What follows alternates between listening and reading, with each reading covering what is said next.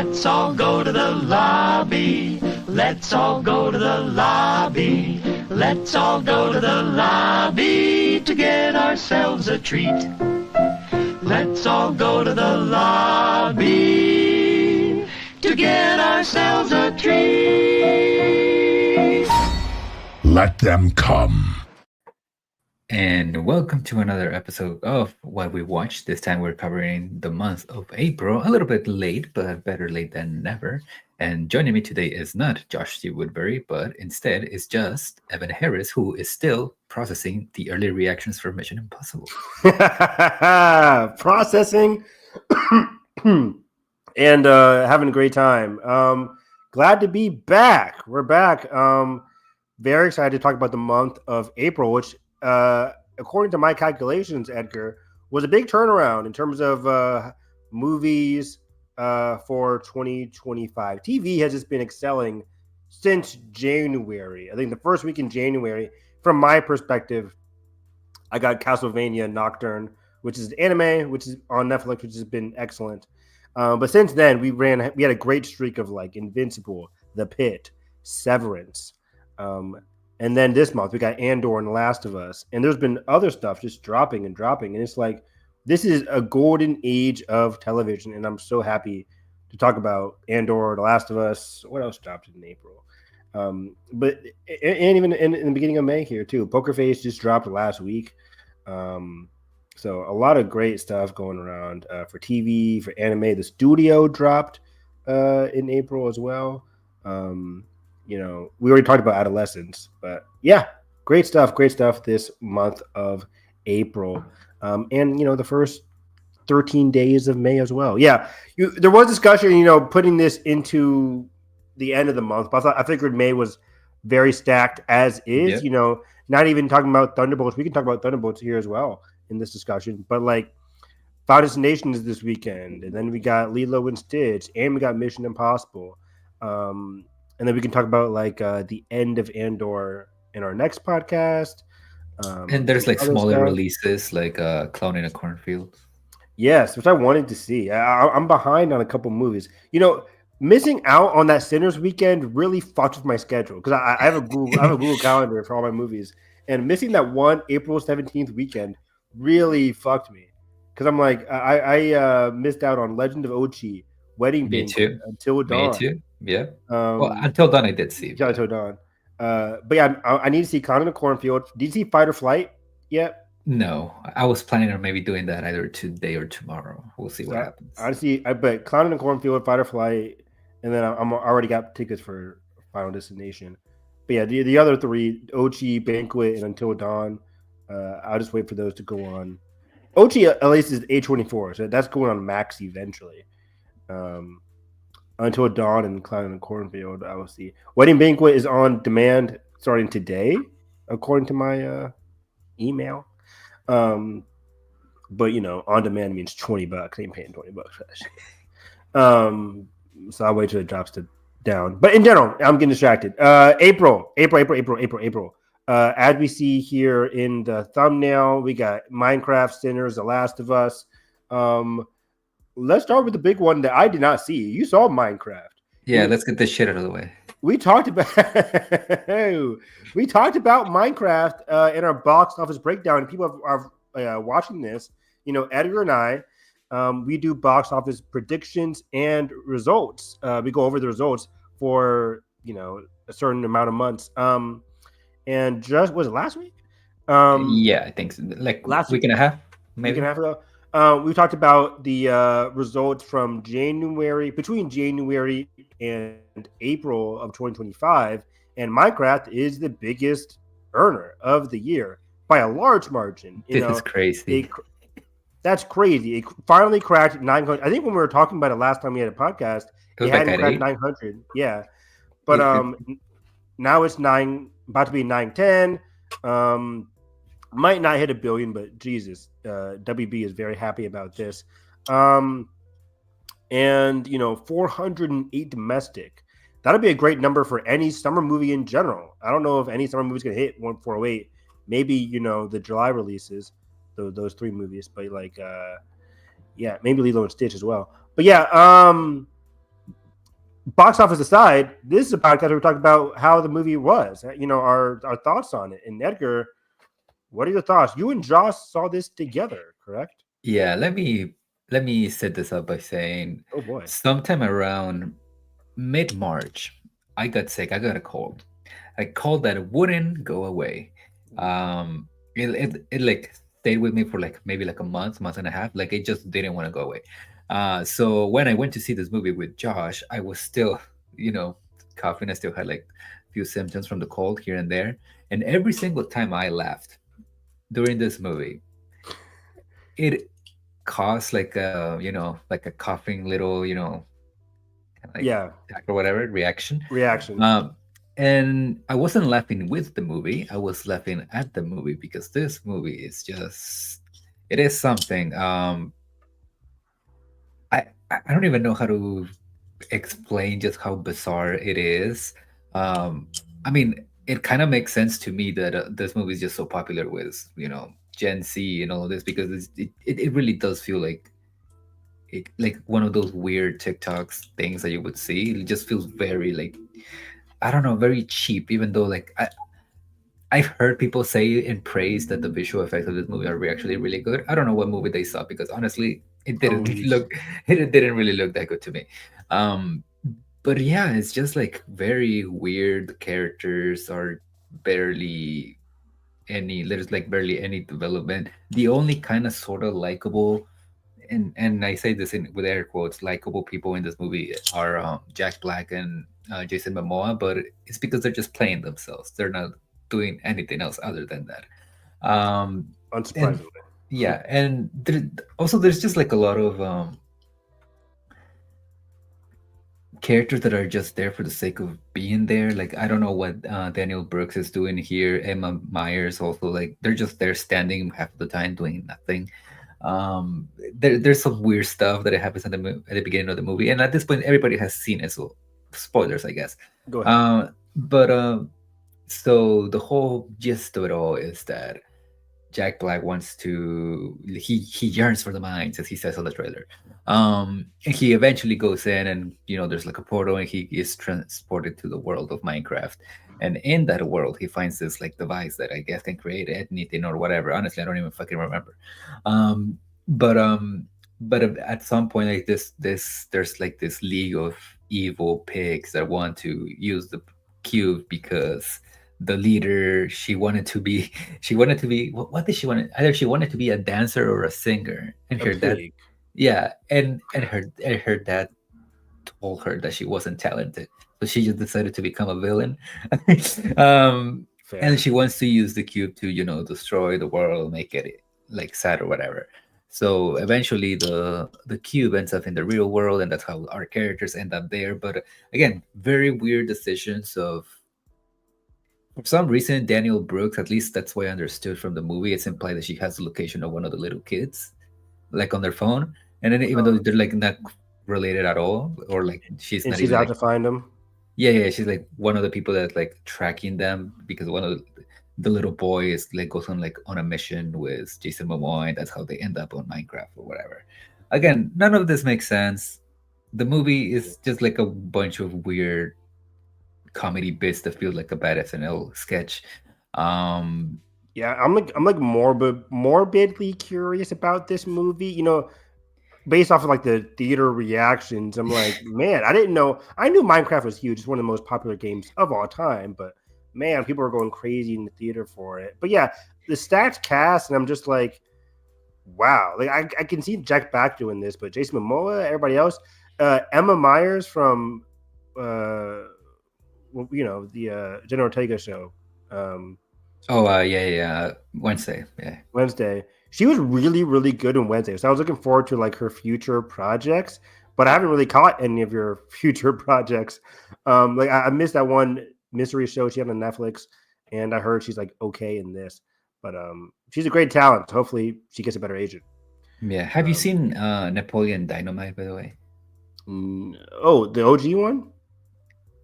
Like ages ago. 2004. Yeah. Yeah, have you seen it? Yeah. Okay, well, I'm just asking because it's the same director, and it just Oh, okay. I didn't know it that. and there are some like, especially at the beginning, like some attempts to like making some like weird, like kooky, like comedy bits, and some of them work, some of them don't. But again, like all of this just feels like Yeah, such a big it's cash a grab. mess. Um, But as they're totally doing a second one now, so they're yeah, ready. and also funny enough, again, I was sick, and I was also tired. Uh, I fell asleep for maybe for maybe like 3 or 5 minutes in the middle of this movie, and it so just happened that it was during the chicken jockey scene. So I Of don't even course, know you if there fell was like a asleep. reaction. That's hilarious. Uh, Oh, we got a comment by the way from Bad Thoughts Studio. What's up? Um, great people. So if people aren't aware, every studio is doing upfronts for their TV shows. Monday was Amazon Prime, where they dropped Fallout News and Spider-Man Noir. Tomorrow they're dropping, I think Disney's tomorrow. So I'm not sure. A 97 Kingdom is WB slash just WB HBO. That might be dropping Thursday, unless WB is the same day as Disney. But a new 97 Kingdoms, it's about time, right? It's coming out in June/July. So Maybe they haven't really maybe confirmed a August. date. They said summer, Yeah, 2026, probably 2025. after The Last of Us. Um, Well, I mean, how many Last of Us episodes are drops in 2 left? days or 2 weeks. Yeah. So, that is So, weird. so I always thought it was going to be June, just to keep it going.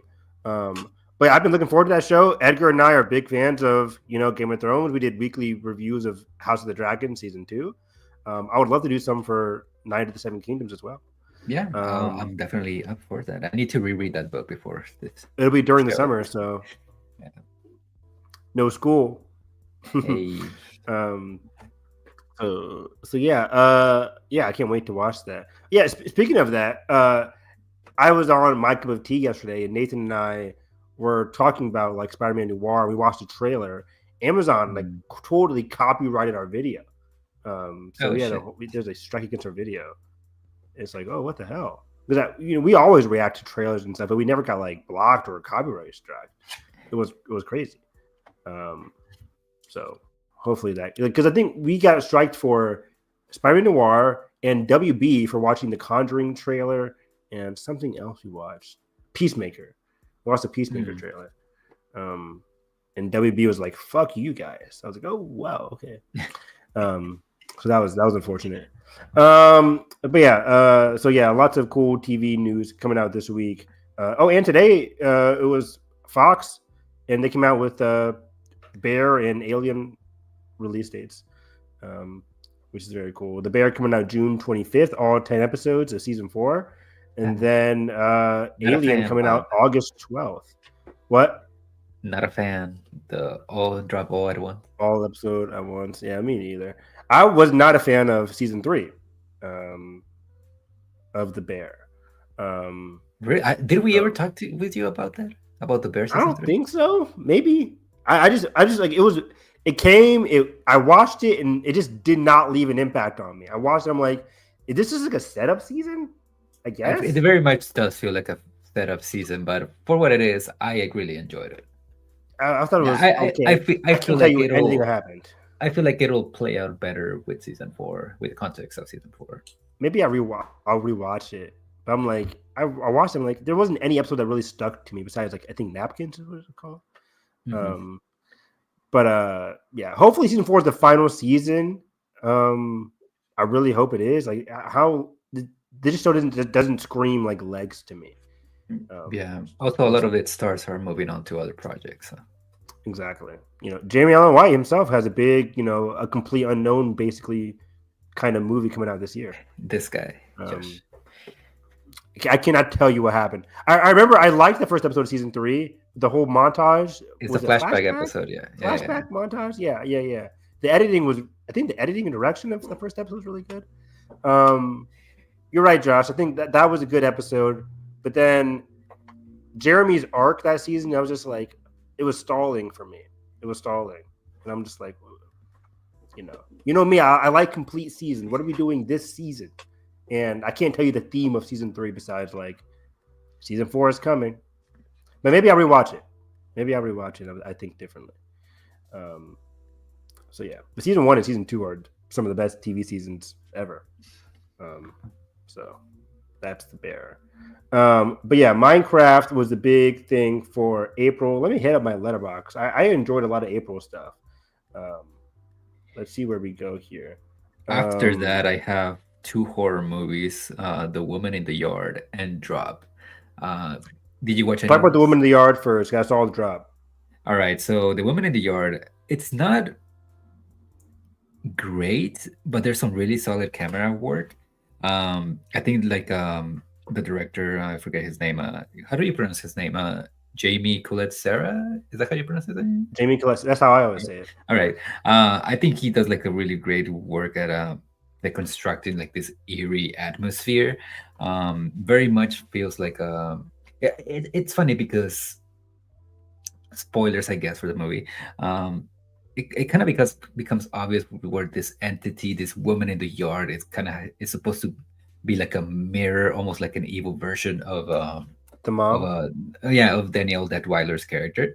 Yeah, Um, I don't know if that's even a spoiler because I'm watching the trailer for it and I was intrigued to see it. It seems like a good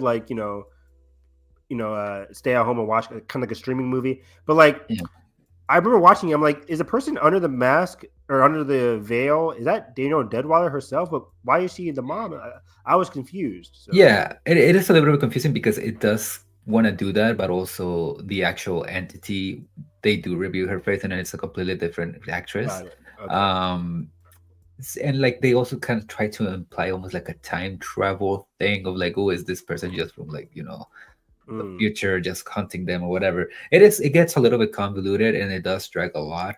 Um, in the second half, in Act Two, more than Act Three. But I think that Daniel Deadweiler really does carry this movie, and it makes it really watchable. I think the kids are really good too, especially the guy, I forgot his name, but they're really solid. I really bought that they're like this family dynamic. Um, they do try to make like a little twist of what happened to their family, more specifically to the dad of the family. Mm. Um, and I, I think that was pretty obvious from the early on, just based on how Danielle's character was just interacting with the kids. But again, it is pretty by the numbers, but I think the direction is really well done. I think it's shot really beautifully, and Daniel Deadweiler just elevates the material. Like this could have basically been like a very forgettable movie, but because of her and the filmmaking, like a display on the screen, I think it makes it like a really solid watch. Like I I said, like like a streaming movie, sure. I like the runtime here. Less than 90 minutes, short and sweet. Yeah, I'll definitely catch this when it comes out when it's cheaper, like $5 or so, $20. It's still $20 right now. Um, but yeah, I'm a huge Danielle Deadweiler fan, especially because he keeps getting underserved by the Academy. So I Hmm. can't wait to watch that. Yeah, it was on my list for like missed 2025 movies. I definitely did plan to watch it, just didn't have time. Um, but yeah, and that's always a good thing to have that close family unit. The more you talked about it, the more it kind of reminded me of that Halle Berry survival movie. Did you ever watch that?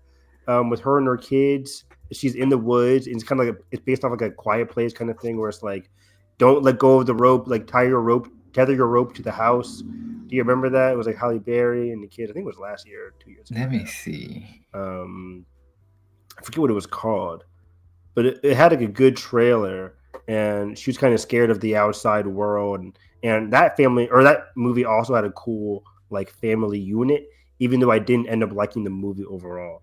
Never Let Go. Yes, never Okay. let go. I didn't watch it, but Yeah, it was. I'm kind of getting similar vibes to that. Completely different context, but movies are kind of like they can be won or sold by the family unit. If I don't buy the family unit, then it sucks. It kind of reminded me of the Wolfman, where the family unit wasn't really that strong for me in that horror movie, so it kind of let me down there. But what didn't let me down was Drop. Get it? Let me down, Drop. But I didn't mean to do that. But I really enjoyed Drop. I had a great time in the theater watching this. One of those very fun 3.5 star movies where it's just like you're not expecting a lot from the movie, but the discovery angle, the fun, immersive, like what would you do in this scenario kind of tension is very palpable. Uh, Megan Fahey, is that her name? Maybe I butchered her name. Megan. Um, Yeah, I don't know. How? but Megan, she was really good. She was great in White Lotus, and this is her first time leading a big picture. Um, Brandon Skelenar as the boyfriend was solid. And yeah, I'm a huge mystery fan, and I think the director was this Christopher Landon.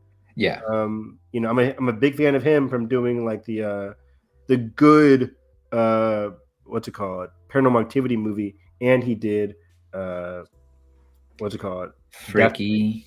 Freaky Yeah. Happy Death Day. So yeah, he did Freaky, which is very fun. Both Happy Death Days, which are very very fun, and then he did Paranormal Activity, the marked ones, which is an underrated Paranormal Activity movie. That was because remember Nathan and I were doing a whole commentary binge of that entire franchise. And the first one's good, second one's solid, third one and fourth one are like, oh boy. But then March one comes out and it's like really really good. I really liked that one. So he has a good knack for like tension, immersive tension, horror, and just a fun vibe. This movie is so much fun. You're gonna be happy to learn that he wrote Hard Eyes. Oh, and he wrote Hard Eyes, and I'm a huge fan of Hard Eyes. Josh, I hope you're listening, fucker. I like Hard Eyes. It's on HBO Max now, I think, or Peacock, one of those, or Netflix. I don't know. So it's streaming somewhere. I would recommend Hard Eyes. It's a very fun movie. But yeah, this movie is just a lot of fun. It ramps up very well. Does it get a bit goofy? Yeah. Mhm. But I kind of bought it with all its cheesiness and stuff. It's not a fantastic, no holes kind of movie, but I liked the angle. I was surprised by the who done it of it all. Not surprise, because there's not a lot of options after a while. But you know me, I'm trying to like zero in and crossing out my options, and I was pleasantly surprised overall. I had a good time with this. Yeah, this is really fun. One of those movies where it keeps you guessing, but Yes. even again, like from the beginning, I did kind of thought it was sus of the guy that later is revealed to be the person that's behind all of this. But yeah, like I thought Megan is really good. Again, one of those people that really elevates the material. Very simple premise, but she really sells like the emotion. I will say though, Oh, and I here said we this go. on my letterbox review. Respect to the guy, the editor of this movie, because he's done like other really good work. I think he's the guy who edited the Happy Death Day movies and Freaky and Colossal with Anne Hathaway, which I really really like. Oh, I need to watch Um, that. Yeah. um, why does this film, from an editing standpoint, and again, keep in mind this is coming from a film student, so who the fuck gives a shit about my opinion? But what does this film gives like baby's first experience like editing a film. Um, there's some really weird editing choices where, like, for example, Megan will be like giving like this really heartfelt, emotional, like dialogue, like monologue to the guy, but like he just keeps cutting back and forth to like random reaction shots. It's like, no, just stay with her. She is Stay like on the camera. moment. Just stay with her. And like again, there's like a lot of examples like that. Also, sometimes the jokes with him work, sometimes they didn't, but the waiter Mhm. it got a little bit annoying. Yeah. And then just like again, like even though like my issues with the movie, it was a really fun movie theater experience. Like some people like cheer at the last dance in the movie back Yeah. in the house with the Yeah. little car. The That was a things get lot of fun. crazy. Yeah. Yeah. But yeah, like it gets fun. It's a lot of fun. I don't know. Can the air really drag you if a window opens up that high? I don't know. Not But sure. I remember watching in the trailer being like, how did that happen? And I watched it in the movie and I'm still like, how did that happen? But yeah.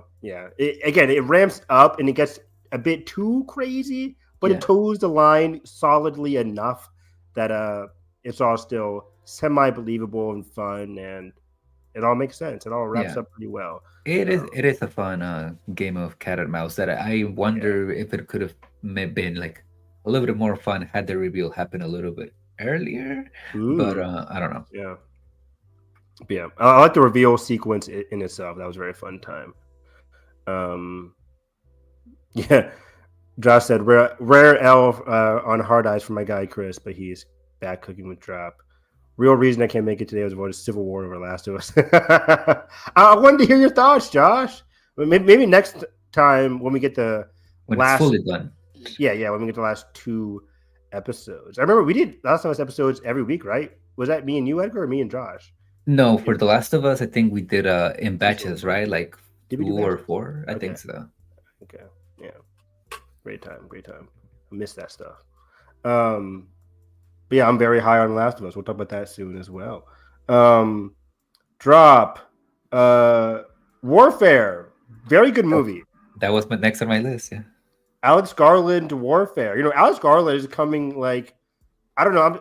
I don't know what your timeline looks like, but Alex Garland seems to be getting a lot of like not hate, but just like Yeah.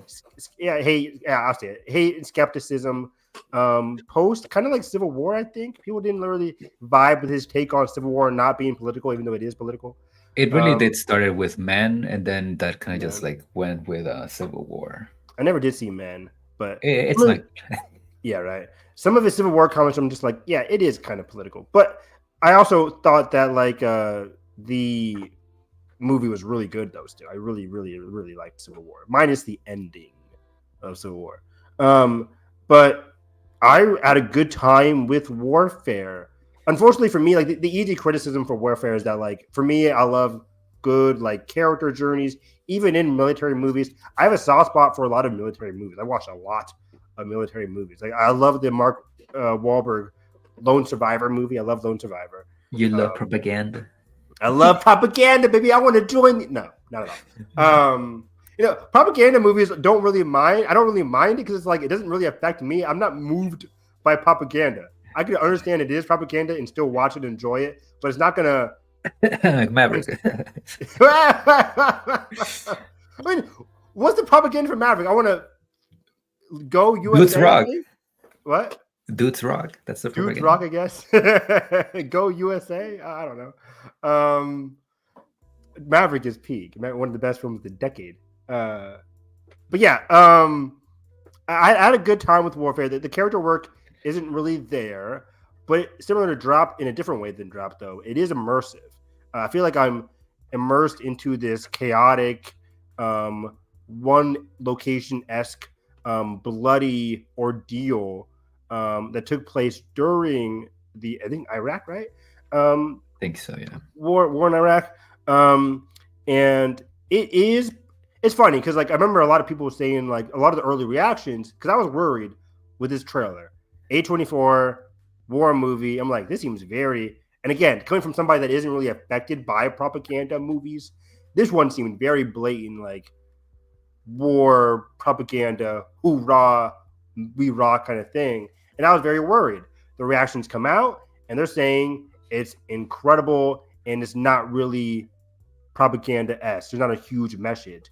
But then I see the movie and I'm like, yeah, like it's not anti-propaganda. There's still a lot of stuff here. But at the same time, if you're critical enough and if you're intelligent enough, you can be like, yeah, what the Americans do in this movie is pretty messed up and, you know, I mean, not good. At the same time, while understanding, like, you can be worried for their plight and their situation, while at the same time just understanding they put themselves in the situation and what they're doing in the situation in regards to the houses that they're in isn't great at all. Yeah. But you can still feel for them as like people who are dying. So it just takes a little bit of critical thinking. Yeah, this movie is one of those weird situations where like kind of like how my brain works, where I will maybe criticize one movie for not having enough character development, but then I'll give another movie a pass. But again, it just depends on the movie, and I would give this movie a pass because it's not really. It's more of a cinematic exercise trying to capture a moment in time, and less of a fully realized film with arcs and an arc and everything. It's just like this very specific moment in time. And even though that's what the movie is aiming for, and I would say that it succeeds in doing that. I kind of do wish that it focused a little bit more on like it's like anti-war themes. More specifically, like I think one of the things that stayed with me in terms of imagery from the film after it ended was as the movie's closing out, you see like the aftermath of how the house is like at the It's end, cruel. and all you see is the family slowly, just to set it up, like the soldiers coming to the house of these two families. It's like apartments, right? I don't think it's like a house. It might be like an I apartment. think, yeah, I don't know. apartments, like there's levels to it. Yeah, yeah. They come in and basically they just set up shop there because they're looking for like a spy or something. They don't know. We don't even, we're never told why they're there in the first place. And Yeah. they essentially take these families hostage, and so the movie ends with the families coming out of the room where they were being kept, and you just see all the blood, all the bullet holes in the house, and I think it's like a really striking imagery in selling those themes of like anti-war, because it is one of those moments where the movie does criticize what the U.S. was doing at the time, but Yeah. it doesn't really dive It into doesn't them dive into it. more than that. The imagery does a good job of like, for the first thing that came into my mind when I watched it was like, damn, what was the point? Right? Yeah. Because like they go there, they do that to the families, like they don't physically harm them, but you're right, they're like keeping them hostage. It's very emotionally compromising situation. And at the end of it all, yeah, like no spoilers, but just like it leaves you in this empty feeling of just being like, what was the point? Because they go there, they get trapped, they get shot at, they leave. Some die along the way. And it's just like, wow, that was a failed mission. We didn't achieve much, and we walked Anything. away. Yeah, much of anything. The whole movie is basically like, hey, can you rescue us? We're on our way. And then it's just getting shot at, right? Yeah, So, and it's one of those things where they do get rescued and they eventually go out and live their lives, and you just like, and in my mind I'm just left thinking like, okay, but what happened to this family? Because in my mind I'm just thinking like, oh, are the other people who are yeah, around, like, are they gonna think that they're traitors because they were like helping the that's U.S. what I was soldiers? thinking too. But the movie doesn't really discuss that. And to the negative effect of the movie, like the credits, and every war movie does this, but the credits go Yeah. to like, here are the actual people, and just like, yay. And you see Alex Garland like On trying to set. frame certain shots and just like the behind the scenes, a little bit of the movie. And I'm just like, you're taking away from the impact. I want to Yeah. feel the impact even during the credits. And yeah, kind of like that process in making the movie kind of took away from like the impact of the Yeah. movie itself. I will say, But, like yeah. the movie itself, again, it's really good. It's really good overall, though. Yeah, It's, criticism again, aside, like, yeah, as an exercise, great. The sound in this movie, the sound design, holy fucking shit. this better get people better not forget this movie when it comes to sound work at the end of the year, because I'll be hard pressed to find 5 movies that have better sound work than this movie. Like, Yeah. holy shit! Like, if you were to ask me which one I like better, this or Civil War, I will easily go with Civil War, just because I Me feel too. like it is more thematically rich, even though people say that it's not, but it is. It is. I do think some of the filmmaking here is maybe slightly better. Again, mostly because the sound, the sound design does a lot to Yeah. sell what the movie's going for. The direction is really good. The sound, the editing is really good. Again, the sound and the editing doing a big job elevating like the pain and the closed off nature, the anguish that these characters are going through very well. Alex Garland directs certain sequences through the rooms in a very sharp way that I really liked. Again, it felt like I was in it and I was like scared. My heart was beating the entire movie. Like that moment when the first grenade comes into the house. Yeah, I'm just like, oh my god, like woo-wee. Like, yeah, I love it. I love it. I love it. And I will say, yeah, sorry. yeah, I will say one of like we talk a lot about like not having enough like new fresh movie stars and all of that. When Charles Melton enters this movie, I'm like, finally an adult. He's a great presence. Great call, man. He has a great presence. I'm watching this, like, he comes in literally halfway through the movie, and you can tell he immediately takes charge. He takes control of the situation. He gets hit with some challenges, and it's just really great supporting actor there. Just oozes movie star the minute that he enters. So. Yeah. I'm like, Melton, he got done dirty in 2020, what, 3? Yeah. with the movie on Netflix. I'm blinking on the name. May December. May December. Excellent movie. Deserved to win supporting actor in my opinion. Even though RDJ was excellent in Oppenheimer, but yeah, at least nominated. And then yeah, he was great in Warfare. So Charles Melton putting in the great work, great work. But overall, Warfare, great movie, great movie. So dope, or sorry, drop Warfare. I think we talked about it elsewhere, but I did see the Looney Tunes movie. I can't tell if that was March or April. I think we did talk about it last one. But yeah, I still Looney gotta watch Tunes movie, just real quick again, really fun movie. We love 2D animation, and I hope WB actually supports these Looney Tunes properties because even for people like I'm 29 years old, um, it's still really affecting and moving and emotional and fun, and just makes me respect the animation process for these movies. We'll leave Sinners for a bit because that's a fun movie or best movie of the year. Let's jump to The Accountant. Did you watch The Accountant? I did watch The Accountant. I'm a huge fan of The Accountant 1. I'm a huge fan of The Accountant 1. Underrated movie, in my opinion. Saw it in 2016 and immediately was like, I need a sequel badly because I love Bernthal. I love Ben Affleck. And I'm like, the reveal at the end of the first Accountant really worked for me. The first one is kind of like a not hard hitting, but just like a slow burn drama mystery angle with some solid shooting, but not like intense action kind of movie. The Accountant 2 ramps up and delivers everything I wanted from a sequel in terms of a tonal shift. Now that you have established this brotherly bond, what are you going to do with it? Well, we're going to make a road trip brother action comedy at points. And I think it really worked to sell the chemistry between Ben Affleck and John Bernthal. The chemistry is like the sticking glue for this sequel. It's the main thing people are going to be talking about. It's the main thing that actually fully works. The chemistry is fantastic. One of the best dynamics I've seen all year, in my opinion. I love their connection. It's funny, but also being very heartfelt because we understand the love that they're dealing with both individually first, how Affleck is dealing like with his romance, how Bernthal is dealing with his romance, and then how they're coming together and dealing with their brotherly bond and their romance difficulties along the way. But even then, this still is an action franchise. The main storyline, I actually liked it a bit more than the Accountant 1's main mystery / storyline. I thought the storyline here in Accountant 2 was much more, how do I say it? It's much more intriguing for me. And that's because the investigation angle in the first one was all about like, who is Ben Affleck's character? What really makes him tick? What are like the way he does things? And as an audience member, that's cool, but like I wasn't really fully immersed in it. This investigation angle does two things.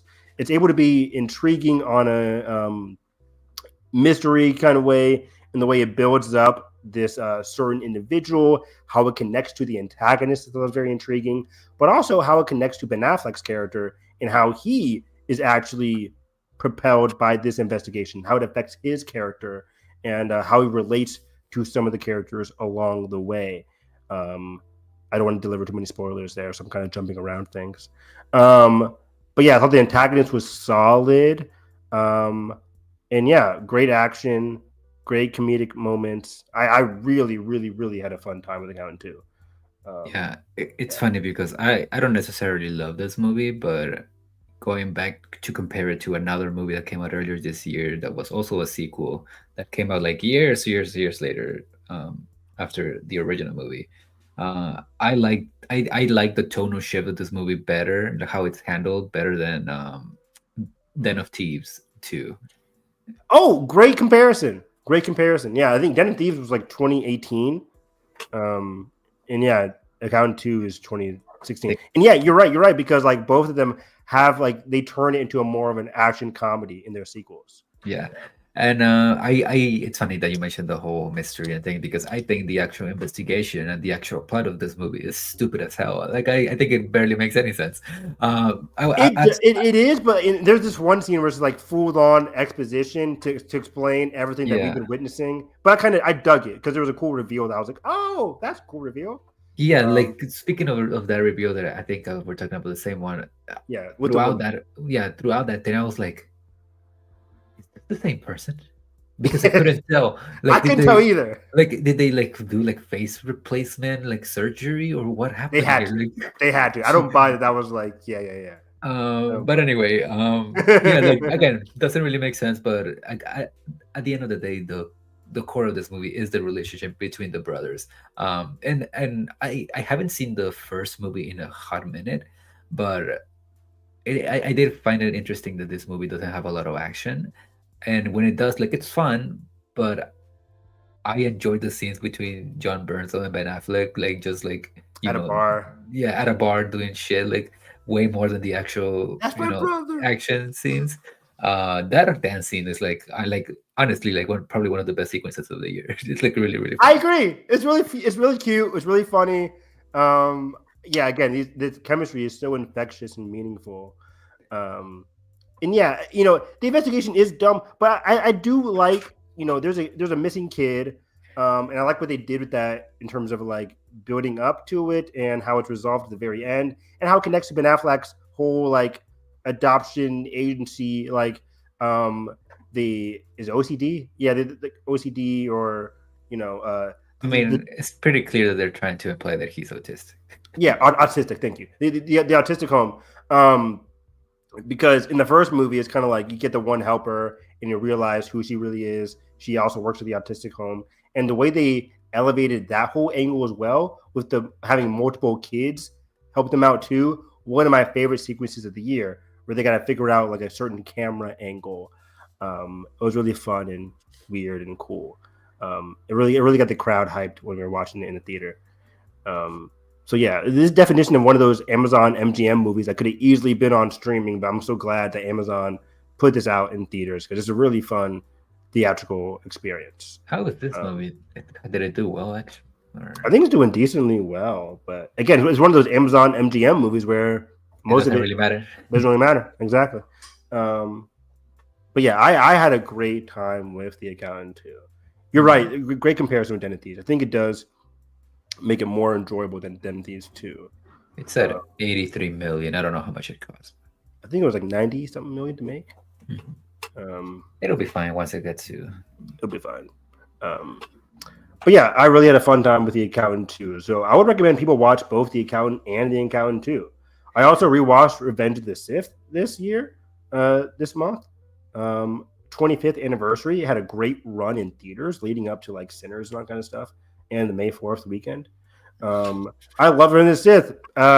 This movie rocks. It's one of the most, not only one of my most rewatched Star Wars movies, but one of my most rewatched movies in general. Like I burned my special edition DVD in 2006 or 2005 when it came out. I love this movie. Even though, when I'm ranking it, I'm like, is it better than like Return of the Jedi? What do I rank this? But I made my Star Wars ranking the other day or a couple weeks ago.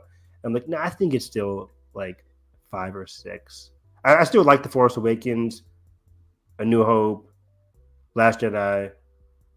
It is the best prequel though, in my opinion. And yeah, even though I have found more respect for the Phantom Menace as I grew older. But yeah, I really love Revenge of the Sith. I had a super, super packed theater when I saw it. So that was enjoyable. That was a really cool weekend where that and Sinners, and even though I don't like it, Minecraft we're doing really well at the box office. Just like an adaptation, a re-release, and an original movie. Gotta love it. That's how it should be. That's how it should be. Variety, options. Was the Working Man March or April? Why do I still have The Working Man in April? I think that's March. I think we talked about it. I think we already talked about it. Yeah. Let me see. The Working Man, that came out in March 28th. So maybe we talked about it. But either way, The Working Man, I didn't really love it. I'm much more of a fan of The Beekeeper.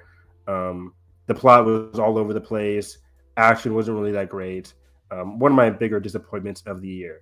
It's hard to be disappointed in a Jason Statham, David Ayer movie because you know what you're getting.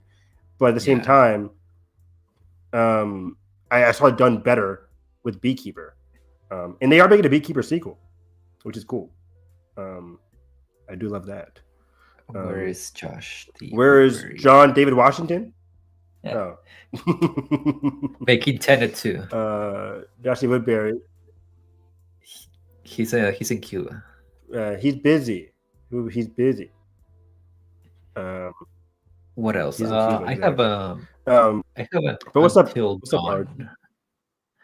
Dawn. You didn't get to see this one. Talk about that. Yeah, I did not. So okay, I'm not No really spoilers. familiar. Yeah, I'm not really familiar with the game, so I was kind of going into this fresh, and you know, I think the dynamics between the characters are okay at best. Didn't really get me emotionally, even though like a big deal of this movie is the main character, the main girl, trying to go on this trip to find her missing sister. And I should have gotten like a bigger emotional reaction out of that arc, but I didn't really give a shit. But the movie in and of itself, Mm, on a concept level, it's fun. Like the idea is fun. The idea that all of these characters could like die multiple times in the same night, even though it's like multiple nights, but they don't really get the sense that days are passing by. yeah. Um, it's a lot of fun, but I don't know if they really if the execution is there, if they really push the boundary with that concept. I feel like you could have been a little bit more creative with some of the deaths, and they kind of come across as very generic. But that's not even my real like problem with the movie. Like, first of all, it kind of like drags, which is weird because it's most of the movie is just these characters going through the process of dying.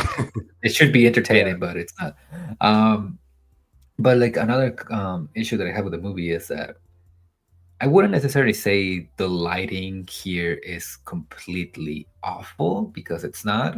But at the same time, they are like it's very clear that they built a lot of the sets in this movie. Like there's a lot of practical effects, but I can barely see them at times, and that's kind of like a bummer. Yeah. It just like and even some of the creature design is just like, can you just stay like still for a minute so I could see what the fuck is coming? But yeah, like this movie overall fun streaming watch on a Saturday night, I guess. But I How's the wouldn't really. chemistry between the teen leads here? Is it fun at all? I think it's solid, but Was there I any think character standout, performance standout? maybe I would say the main girl. I Oh, forgot her name. Let me check. Ella Rubin. I don't think she's been in anything other than I guess she was in Anora. I don't remember her being in Anora. Um, and she was in that Anne Hathaway movie with the younger guy or whatever. Um, but yeah, like I mean, I didn't really like I didn't no nobody really stood out to me. Maybe Odessa Ace, I don't know how you pronounce her name, Ision, something like that. She was in Am I Okay with Dakota Johnson, and she was in Hellraiser. She was really good in Hellraiser, the last one that came out on Hulu. But yeah, like again, the dynamic it just like feels very half baked. Like it's not bad, but it's just like like they don't do much with it. okay. Yeah, I remember And watching it. Like I never played the game, but I played similar games to it. Like the where that whole company makes a lot of like how you decide which character survives kind of games. Those are really fun.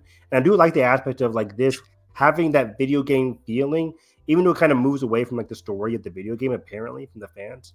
Um, I do like the angle of like, hey, you die, but you can come back again. That's very much like a video game. If you die, you restart the checkpoint or whatever. So that has a fun angle to it, but it is disappointing to see like the production design and the lighting not support the horror elements of the movie. yeah, and like going back to your question about like the dynamics, without diving too much into spoilers, there is a kind of a dilemma where the characters are considering whether they should sacrifice some of the group in order for the others to leave. And you would think that that you would care more about the conflict, but again, you don't really Mm, care. It's just like again very half baked relationships. disappointing. So again, Saving Sinners. That's it for a lot of my April stuff. I did see two Netflix movies that I was kind of looking forward to, but both very much disappointed me. Uh, I'm a huge fan of what's it called? Speed. So when I saw the trailer for Bullet Train Explosion, this South Korean action movie, I was like, okay, this thing's cool. Um, you know, this seems right up my alley. Dumb, goofy movie. Even though Speed is the opposite of dumb and goofy, it's very smart and very well staged action. Um, this movie stinks. I didn't really like it. I think the initial sequence of like setting up the tension, the frantic tension of like, oh no, there's a bomb on our train. If it goes below like 100 miles per hour, it will blow up. And 100 miles per hour because it's a bullet train. It's not like speed where you're like going 30 miles per hour or whatever, or under 50. So the early chaos is really fun. There are some cool rescue attempts that are cool and well staged. But over time, this film completely loses momentum as like some of the rescue attempts drag out. And for me, the biggest stickler for this movie is the motivation. Why was this person doing it in the first place? The killer per se, or like the person who placed the bomb, didn't really care for it. The motivation was extremely weak and just unfulfilling. And the reason for that was I didn't know this bullet train explosion South Korean action movie is a sequel to an earlier South Korean movie called Bullet Train. And I'm watching this, and I'm like, there's a certain reveal in terms of motivation, and it flashes back to like this earlier train robbery, train attack. And I'm like, that seems interesting. I don't want to spoil the movie, whatever. There's like a survivor of the train or whatever. Something happens. And I'm just like, it was just so unengaging, so like I just couldn't connect with like the motivation, the emotional angle of the back half of this movie outside of the thrill of like, is everybody going to survive? That kind of angle. And this kind of movie really felt weak by the end. Japanese movies, they do have not Japanese, but South Korean movies and a lot of Asian movies in general, they do have a feeling of collectivism, uniting all together. They feature this a lot in like Godzilla movies. I know this is Japanese, not South Korea, so big difference, I know. But I'm just saying, like, a lot of Asian cinema features a lot of collectivism versus Americans, which are individualistic. And there's a really cool like coming together about how different South Korean agencies can end up saving this bullet train that I thought was really cool. But overall, this movie just felt very disappointing on an action angle and on like an emotional, motivational kind of angle. Like, what is really happening? Why is this happening in the first place? If that fails, the movie kind of fails for me. Unlike Speed, where it's just like, oh, this person doing this and he's like a bad guy, and the whole Keanu angle was really cool. But this one is just like, there's no real main character. There's this kind of a train conductor who's cool, but he's in and out of the movie. I was just out of it. So yeah, if anybody watched Bullet Train Explosion. Yes, Ice Cream. I'm related to Jenna Ortega. She's my cousin. Oh my gosh. I know Edgar's very famous. He's a very famous person. Do you go to a lot of her premieres? Edgar? All of them, yeah. I'm her plus one. Nice. She just hides me, but yeah. Okay. Did she invite you to hurry up tomorrow? Yeah. Did you get tickets? I don't know about that one. What kind of brother are you? Supposed to be supportive. It's funny, like that movie should be a bigger deal, and I just haven't heard a single soul excited for that movie. Me neither. That's next weekend, right? I don't even know. It looks interesting, Is Jenna the one we're worried about her agent? Is that who we're worried about, right? We're currently getting worried about her agent, yeah. Oh yeah, she's working with the one fucker, David O. Russell. Yeah. Like, what the hell? How is that still happening? How? It's funny because what does he have in Hollywood? It's funny because like you compare again, not that she's like a Netflix star, although I guess she did start it in Netflix because I believe one of her earlier like big roles, I guess, was when she got a role in that show You, like in season 2 or whatever. Okay. But anyway, just to compare her to Millie Bobby Brown, like what's up with these women? Like Jenna, you are better than her. You are a good actress, and you actually have good taste in movies. Why are you choosing these fucking projects? Yeah, I remember we talked about it recently, like what got Jenna Ortega her start. And I think it was kind of like Wednesday, but even before Wednesday, I figured she was kind of like big. I mean, it was first Scream, and then Wednesday came out. Which is crazy because Scream, like, she's not even like a main character. Like, she gets attacked. She's not even in the movie. Early on. Yeah, she gets attacked early on, and then she's at the end of the movie. Yeah. Scream 6, though, was huge for her. But yeah, so Bullet Train Explosion was pretty weak. In a similar vein, Havoc. Did you watch Havoc with what's his name? Tom Hardy. You've completely taken over the Netflix slot. No, I'm the Netflix guy. No. And yeah, I watched this movie Havoc on Netflix. Tom Hardy, and the reason I watched this, guys, if you're watching this, the director of Raid, Gareth Evans, right? Yeah, Gareth Evans, who made two of the best action movies of all time. Raid Redemption, like these are, or sorry, the Raid and Raid 2. What's Raid Redemption from? It might be a different American subtitle. But Raid and Raid 2 are phenomenal, flat out phenomenal action movies. Endlessly rewatchable. The first one more so because the second one's a bit longer and has like a deeper political storyline to it. But like the first one, second one are iconic in the action sphere. Phenomenal 5 out of 5 action movies, in my opinion, like legendary movies. And Havoc is a prime example of having a great director fall victim to the Netflix umbrella, because he comes in here and this movie is a wash. It's boring, unengaging, frantic, coolly designed action. Like the action's really well staged at times, but like it's so hollow compared to like the Raid movies. Like this is a definition of like hollow action, whereas like crazy stunts, crazy cool work. There's a particular bar sequence or club sequence that I really liked, but otherwise the character work very thin. Like this is some like TNT ass storyline where Tom Hardy is a dirty cop, basically playing his character in Venom, except minus the comedy, and he's a cop now instead of a reporter. He's like a dirty cop who, guys, what a surprise, guys! This is his one last job. I'm gonna do one last bad thing or one last thing to redeem myself for being a bad cop. Even though everybody tells me I'm a bad cop, and he did something bad in his past, he has to fight against dirty cops. He has to fight against a lot of Asian gangsters, some great action. That's pretty much it. He's saving Forrest Whitaker's son throughout all this. Forrest Whitaker's son was at the wrong place at the wrong time, and Tom Hardy is here to like protect him, even though he's a dirty cop. It was just messy. Great action, but messy plot, boring plot. I was bored watching this, and it wasn't really for me. So, unfortunately, Gareth Evans falls victim to the Netflix umbrella. Hopefully, he can make something back in Indonesia again. But yeah, that's about it for me for all my movies. Do you want to jump into Sinners before diving into TV? Definitely.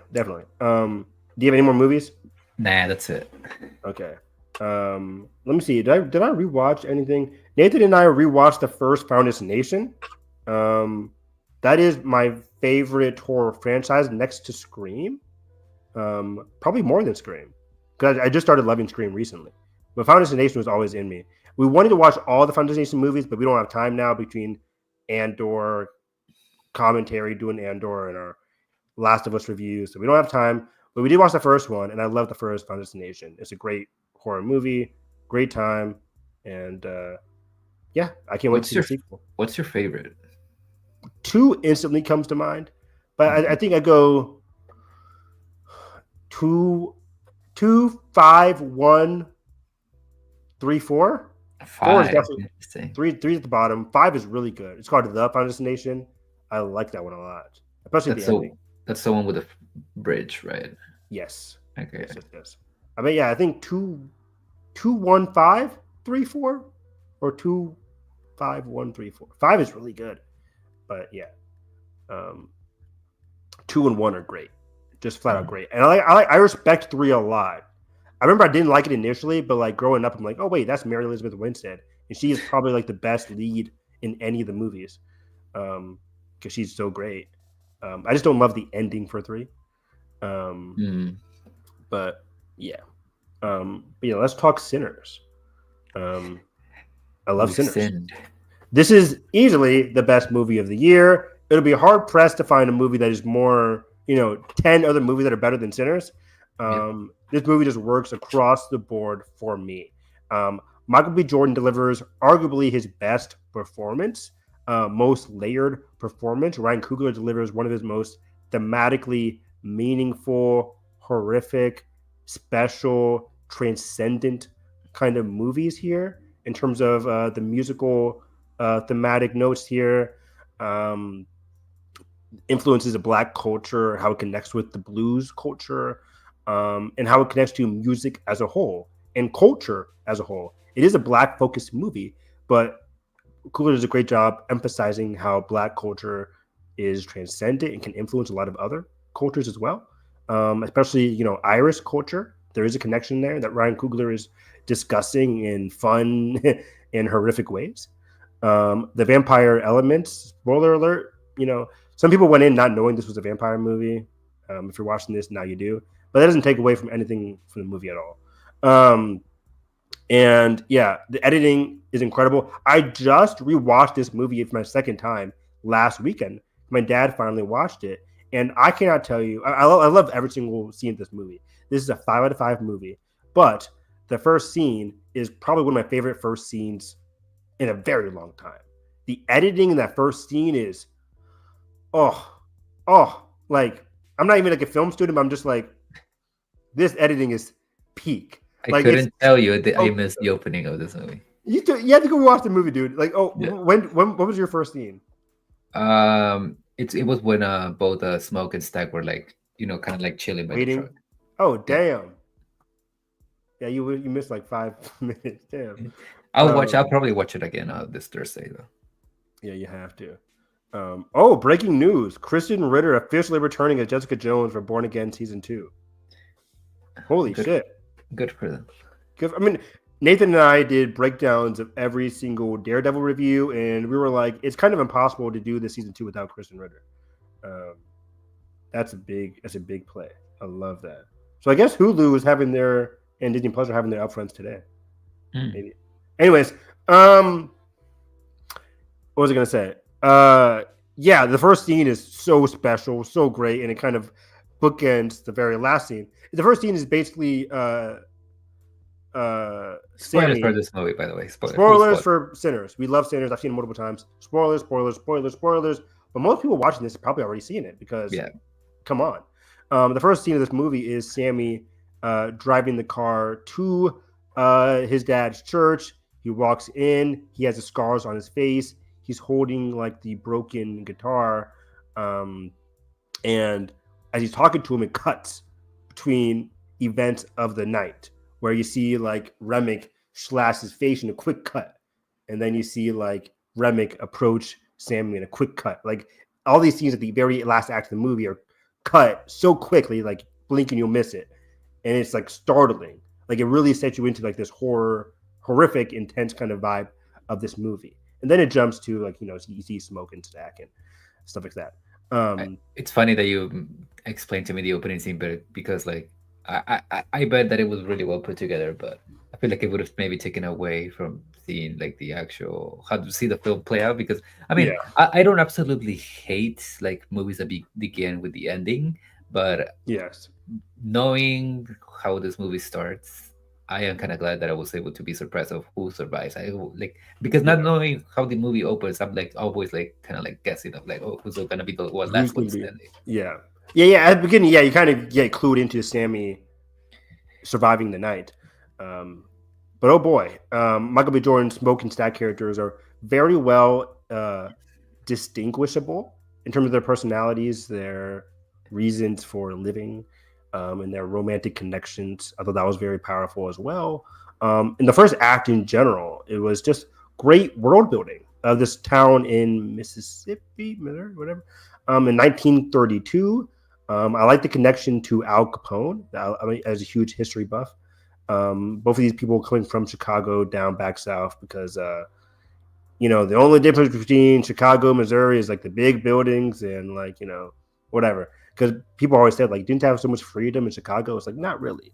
1930 Chicago is in the north, but still not great.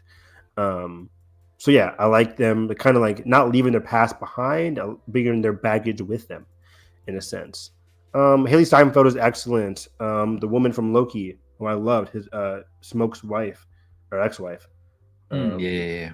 Let's see here. Wunmi Masaku. Really good. Jack O'Connell played Remick, was excellent. Delroy Lindo, phenomenal. I hope he's nominated for Best Supporting Actor. I'm rooting for him hard. Watching this movie, I was like, who is this girl that's playing like Pearl, like Perlino? Like, where have I seen her Oh, she's before? good. What's she And then in? I was like, oh yeah, she's in the Batman. She's like the mayor or whatever. Oh wow! Yes, she is. I wonder if she's in Batman too. Anybody ask her about that? Has I she don't seen know. the script? Let's ask Matt Reeves. Yeah, has she seen a script? Is it alive? Is it okay? Um, but yeah, this movie is just across the board great horror, beautiful vibes. One take, not one take. Yeah, Yeah, one Warner. is Yeah, it the one. Oneer. Yeah, the Oneer within the juke joint, phenomenal. One of the best scenes of the decade of all time for me. I'm watching it and I'm becoming immediately immersed in like this transcendent, beautiful, awesome. Like it's just so It's effortlessly. one of those moments where Ryan is just like straight up flexing his muscles as a filmmaker because that scene on paper or in the hands of another filmmaker could have come across as very cheesy or like And you goofy. like take you out of the movie where like you're like this period piece and then I don't know where all of these like rock stars are like popping up. Like it could have really easily taken you out of the movie, but Yes. it just works. Completely. And I think Ryan does that in like all his movies. There's always a one scene. I remember watching the first Creed and there's like the one shot, the oneer in Creed. You're watching and you're just like, oh wow, this is a oneer and it's really cool. Well, very well staged in Creed. Black Panther too.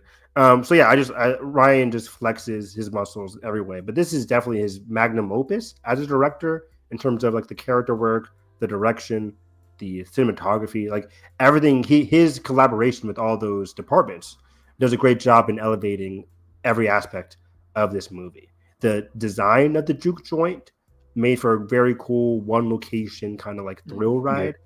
Um, and yeah, I loved every character, every set piece here. It also the wonder when they're at the what's it called, the dry goods store area, the Oh market. yeah. The When they're following the little girl and then it's they switch back and now they're yeah, following the mom. Yeah. really cool stuff there. And again, great world building, establishing the characters, their families, the connections, the way that Smoke collaborates, and with the whole money angle was really cool. The Delroy Lindo car scene, very very powerful. I really want to get like I want to hear that with my headphones on my 4K, just really capture that scene. Because there's always some dialogue that I'm missing from that scene. But either way, the sound design is really good, and that scene is very powerful and very emotionally complex. Talking about lynching, but then the effects of his music, and you kind of get a good picture of who this character is. He's not just a drunk. There's a lot more to his story and to his purpose. Yeah. I And yeah, love how this movie, like, because again, like going back to Ryan and flexing his muscles, this movie is a Western, but it's also a gangster film, but it's a drama, but it's also kind of a little bit of a musical. And on top of that, it is a horror movie. And all of those things shouldn't work together, but they do. And honestly, like, even if this wasn't like, if this movie didn't transition into like a vampire movie, I would have still loved it because the characters are just so well realized. Like, not even the first hour, like maybe like the first hour, 20 minutes, hour and a half, all you're really doing is just spending time with these characters and in the world. And they really like once shit actually does hit the fan, I actually do give a damn what's happening to these people. I was locked in. I was so locked into their plight, their dangers, and the vampire rules. You know me, I'm a very stickler for like horror, supernatural rules. And I thought the rules here was very interesting in terms of letting people in was very fascinating to me. Remic's ideology in terms of like, hey, I'm not KKK, I'm not all that, I'm but not a racist. I'm not racist. Hey, that ain't me. I ain't part of them. Her tale of a party. Really good stuff there. His introduction to where he just jumps into the screen or Yeah, falls into the screen. yeah, like the imagery of the devil, the fallen angel. Yeah, it's really cool. Perfect. The red eyes for the vampires. I think it's like red eyes, and I didn't notice this my first time, but the second time I watched it, like I think black people when they get bit, they have like blue eyes. The white people Yeah, when they get I bit, they have think so. red eyes, and then Haley Steinfeld has like yellow eyes because she's like quarter black. Mixed. Yeah. Yeah. I love when Remy can't get in. He's like, 2% black. yeah, the one when Remy can't get in, he's like, "What about her?" And they're like, "She's family." He's like, "Okay, cool, whatever, sure." Some great like underlying comedy in this movie. And it's also like really like subtle of like, again, obviously it's later revealed that they have to be invited in order to let in, but you're not really aware of that that's the kind of rules that the movie's going to be following during that scene where they're trying to get in at first.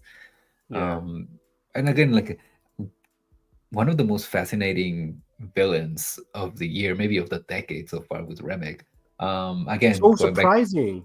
yeah, like I will say the marketing for this movie kind of like, Revealed too much. yeah, revealed too much.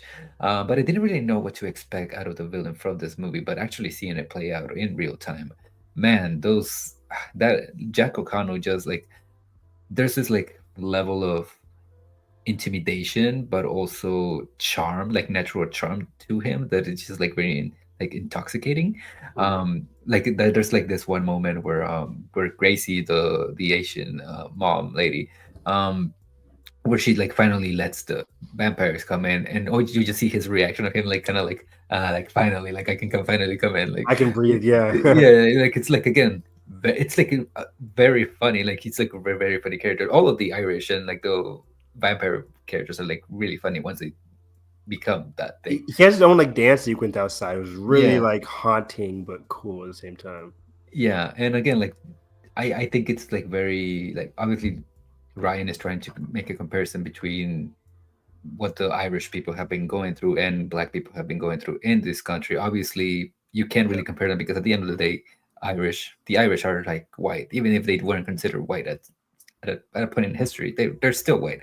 Yeah. Um, but that relationship, it just makes for a really interesting dynamic and conflict between both groups, and this like idea of like almost trying to appropriate the culture of other people is like, again, very thematically rich, because that's kind of what Remick wants to do. He's like wants to be like the head of the hive mind of the little group that he's trying to create, without really fully realizing that that's kind of what white people are doing to Black people in America. Exactly. um so it's not so much that he's like a hypocrite, or maybe he is, but again, like it's just one of those things where like he's been suffering so much that because of these people, because of white people, that now he's like almost learned that pattern from them, and now he's applying it to other people. Again, This, like it's very complex. this monstrous oppression has become part of his like MO basically.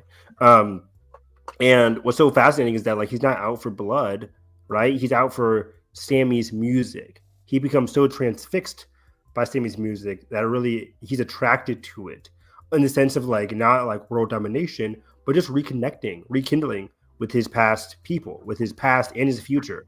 That was also revealed in the first scene of the movie where they do like a whole like example of like this story is about like the music and the impact of music, how it attracts people of all ages, but also attracts the devil. Yeah, And the devil is like basically Remick here. And how he just wants to rekindle with his past, his future, like that collective mindset. That's what he desires. And he sees that happening with like the at the juke joint, and he really wants he desires that. So I loved it. And yeah, it kind of makes sense how much he desires it. And that's why he doesn't fully instantly like kill Sammy, because he had him at the end of this movie, but he starts like kind of like playing with him and talking to him. yeah. Um, I think it's also fascinating, again, on a thematic level, um that it's funny because this movie just sparked like a really interesting conversation with like friends that I saw the movie with. But if you really think about it, or one way or another, whether you are Black or Hispanic, Mexican, Asian, a lot of people of color have a really strong connection to their roots and like their culture. Like they really care about culture, of traditions, of yes. the things that connects them to their ancestors. And when you go back, you go and compare that to what white people have in the relationship to their ancestors or their past. It's not really based on culture. It's more based on just privilege, which you kind of like juxtapose with the KKK, or like, or like pure white America, right? So I find it fascinating that even though Remick, as an Irishman, like he does have like a strong connection with his culture, it's not enough for him to see his ancestors. So he needs the culture of other people so he can go and like see Exactly. that thing. So again, I could talk about this like all day. Like I think it's really It's all fascinating. connected. It's all Yeah. connected, and also it's like just to learn the patterns that we learn from each other. Like even at the end of this movie, where Smoke is one of the last survivors during the day, and um, Remick at some point during the night he reveals that, oh, by the way, they just sold you this place because they want to kill you in the morning. Um, Like um, that ever present racism is still out there. yeah, and It's it's still still affecting him. yeah, and it's still out there, but I do like that there's almost like a parallel between Remick and Smoke of both of them learning patterns from white people and using them in different ways. Because again, like it's all about kind of like learning things and taking things away from other people from other culture. And Remick kind of takes the worst aspects of white man of like oppression, and like he's like trying to appropriate black culture, and then you go to the finale of um of Smoke kind of like taking them out, and all of the things that he does to take them out is things that he learned from them as being part of the war. And I think Yeah. he basically uses their strategies and their culture, which is honestly a lot of people, a lot of white culture is just like colonizing other people, and like war and like killing. Um, Hmm. so I do find it like really fascinating and like really honestly fun that that's how he takes them out is by using their tactics against them. Yeah, the weapons, their tactics. Yeah, in terms of like, are you talking about like that sneaky Yeah, angle, like hiding in the woods? Yeah, yeah, like at the end, like the taking the KKK members and everything. yeah, yeah. It was crazy because it goes like I instantly think of like a Tarantino kind of finale, It is where very Tarantino, it's yeah. a lot of like chaos and like Inglorious Bastards, just like full on shootout chaos, but it still somehow thematically works. Like Yeah, he gave them a promise, he broke it, and he's full of anger and depression, and yeah, and it fully works there. And one of the most beautiful closing shots too, with him and his wife and his child. It's like, oh, I absolutely love that. Well, I love when movies do that. yeah, Very emotional ending. yeah. Um, And again, going back to how he balances tone is like this really like fun action set piece followed by like this very emotional, moment for Smoke. Completely. And one of my favorite mid credit scenes ever. Like fantastic mid credit scene. What do you think about that? Because I'm like watching it and I loved it, but I'm like, why is this in the middle of the movie, in the middle of the credits? Why is this not the ending of the movie? It could be the ending, but I like the ending of the movie, solidifying it on Sammy and bookending it with the beginning of the movie. I think it leaves a great impression, like a good like cut to black impression. But I do like the mid credit as well. Even though the mid credits, like I say that it is kind of like the end of the movie, even though they do deliver a few credits, but then boom, like the mid credits is very soon followed up by it, so people are automatically still sitting down. But I like the idea of this being a mid credit. I watched a video of like the art of the post credit scene by Patrick Willems, and I think Yeah, this one exemplifies a great use of it, um, adding on to the context of the movie. Not necessarily like you will be lost without watching this mid credit scene, but it does elevate certain scenes. You seeing Stack again with Marie again. Um, I like that this wasn't like I'm cool with this not being the last scene of the movie. I think it adds a lot to the ending of the movie that we already got.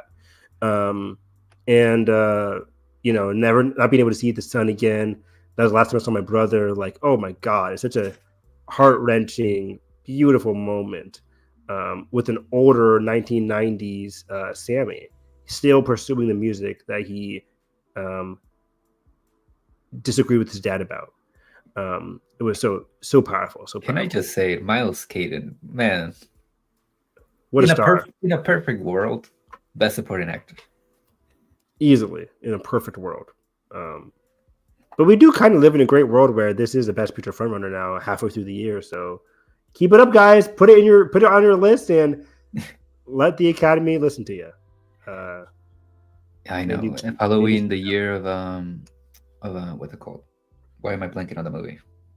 uh, Horror weapons, movie. No. Halloween. Demi Moore. Why am I blanking on the movie? Substance. Yeah, there you go. Following the substance, we can have another Yeah, horror movie. right. Like, Margaret Qualley didn't get in, but like the lead actor got in. I don't think Michael B. Jordan's going to get in, even though I I don't thought think he was. anybody's gonna get in I here. think it was excellent, but like Delroy Lindo was so good, and Michael Keaton was really good. Like, I would go for those. I think the lead actor category is very tough this year. Looking Mhm. ahead, but anyways, great movie, phenomenal ending. I love the mid credits.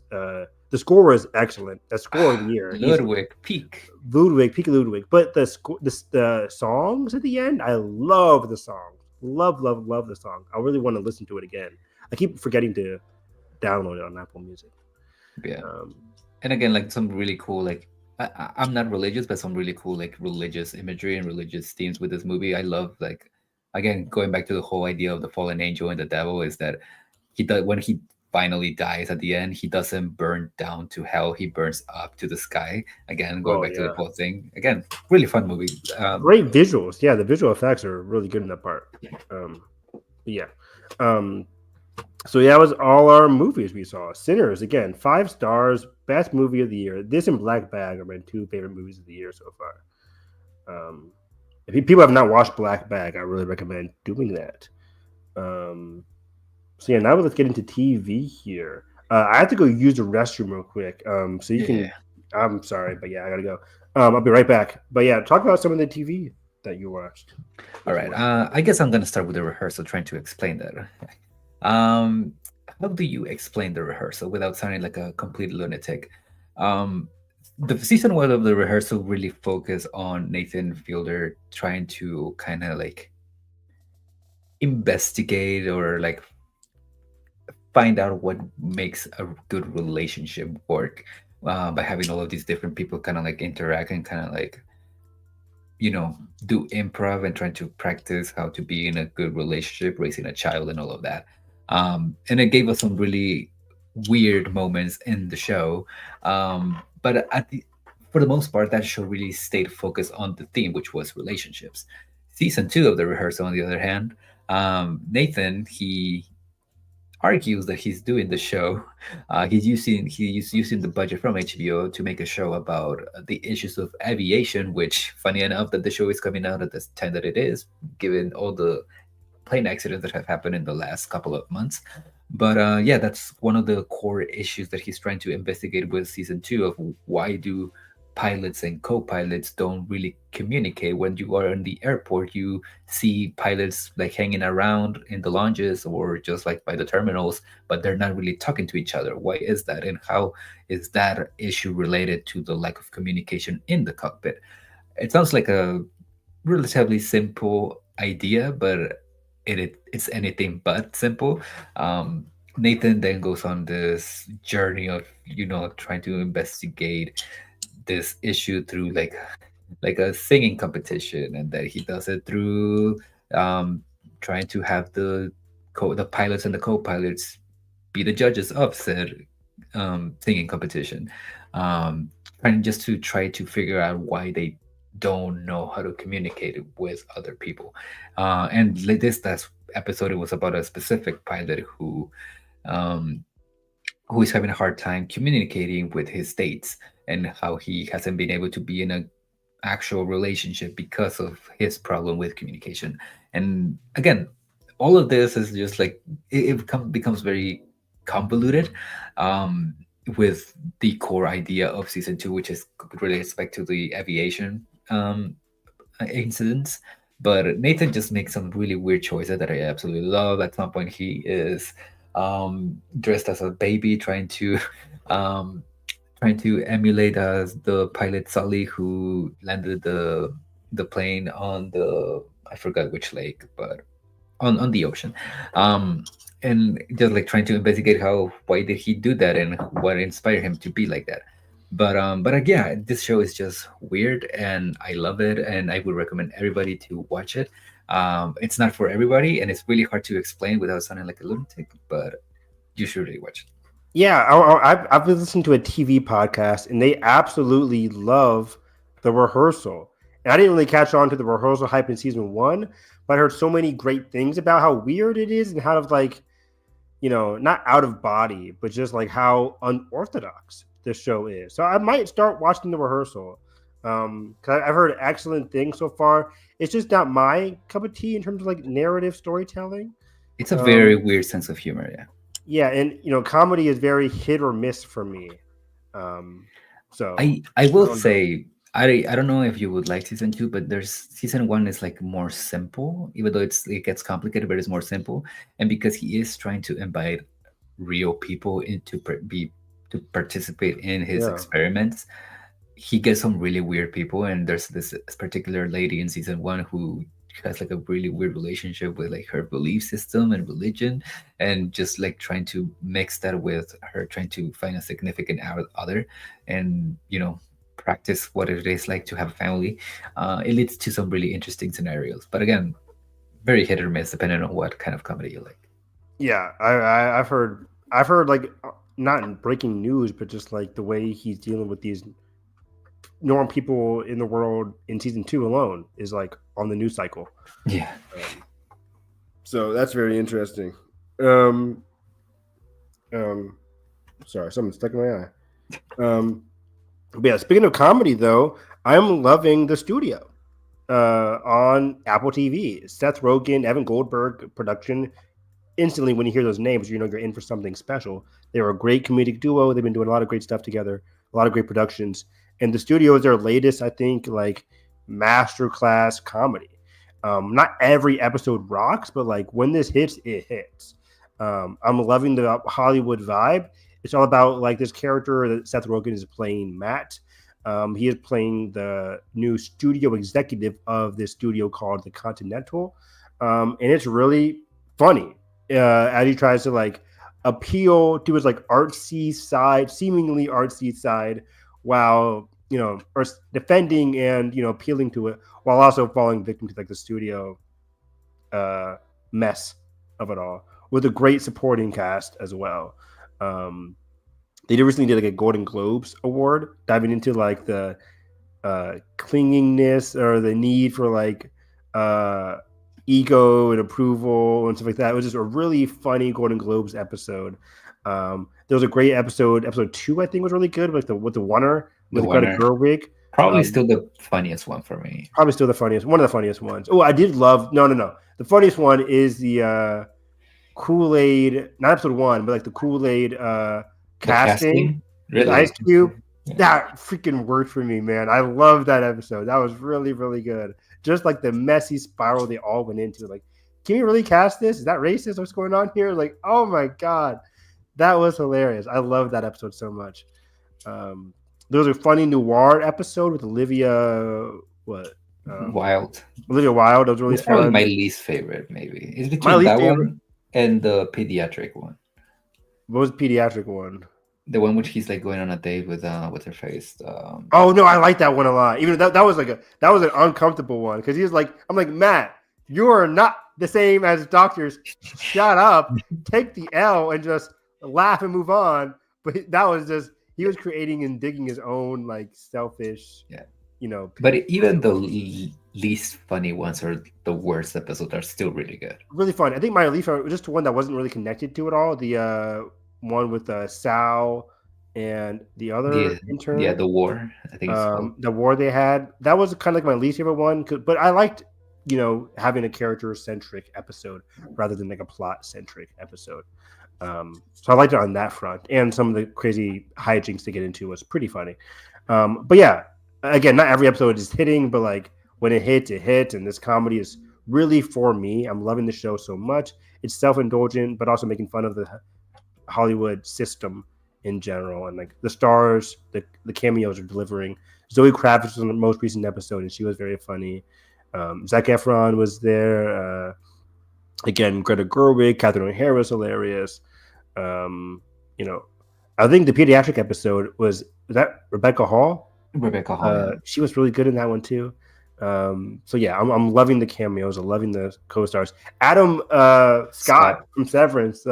Go Sal Saperstein, and like a lot of great moments. Practicing his Golden Globes speech for Severance season 2. I know. I'm like, come on, man, let's go. Even though Noah Wiley is right there. So, yeah. Real quick. Either if it is for season 2 or 3 or whatever, what's industry person that you would like to see a cameo on the show or have a role in the show? Oh man, you know, I'll instantly I'd go to like Adam Driver. That'd be very funny. He would never do this. I don't know. He's done SNL. Maybe he does. He has done SNL. I don't know Adam's relationship to like Seth Rogen. Well, that'd be very funny.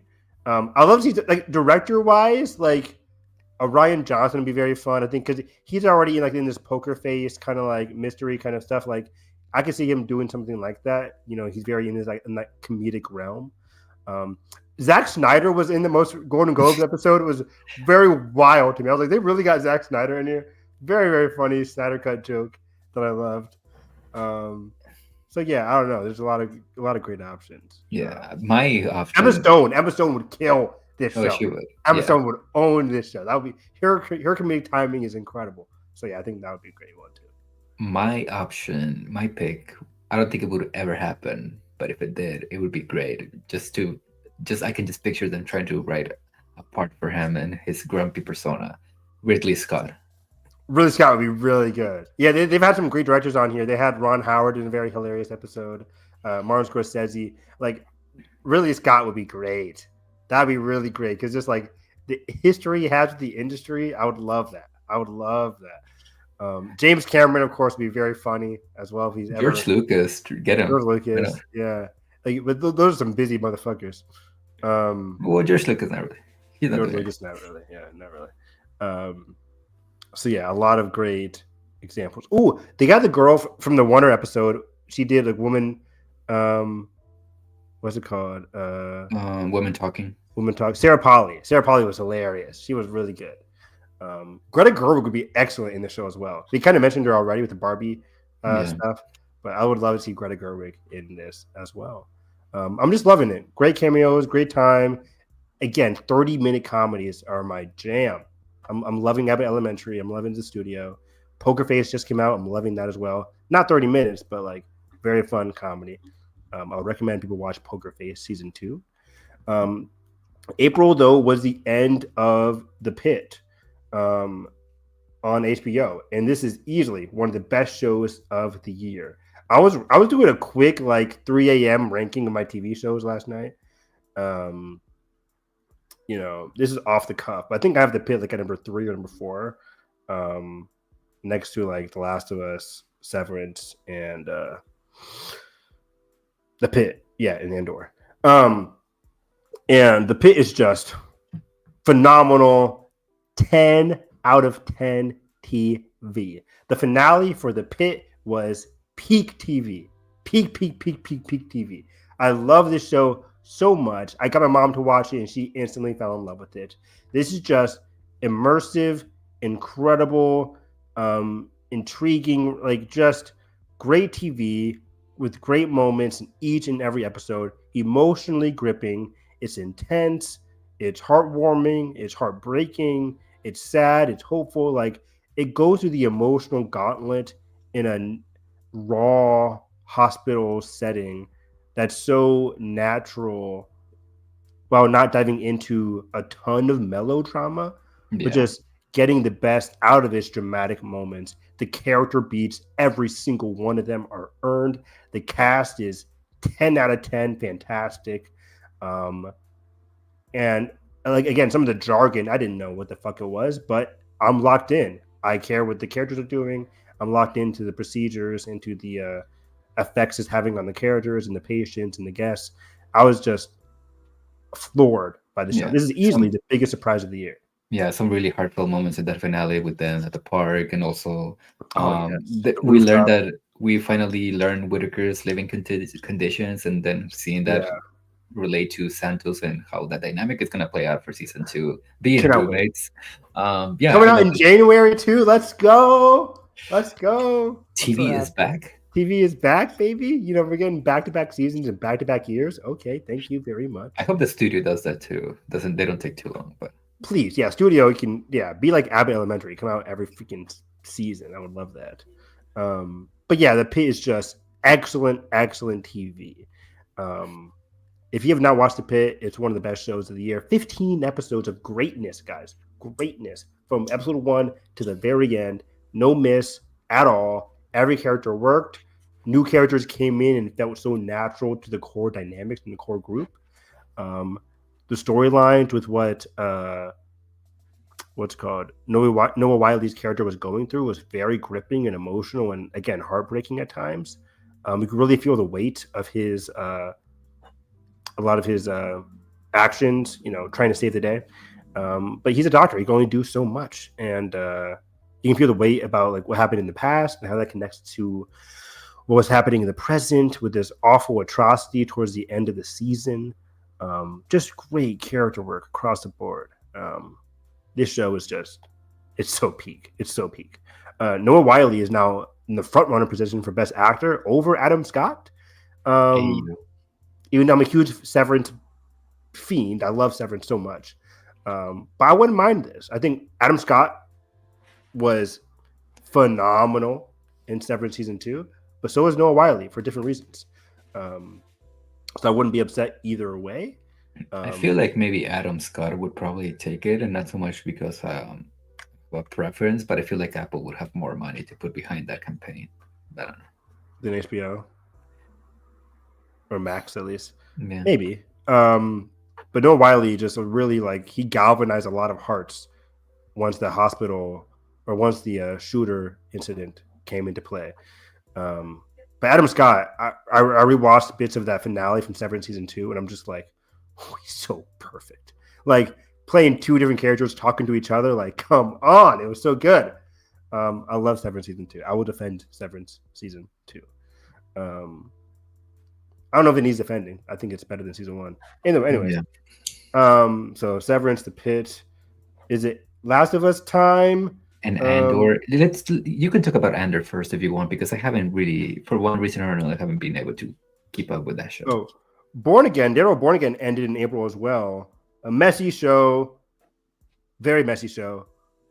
This will not be my top 10 of the year, but I had a fun time talking Daredevil Born Again every single week with Nathan on My Cup of Tea. So if you want to go back and watch those episodes, at least of me and Nathan talking about it.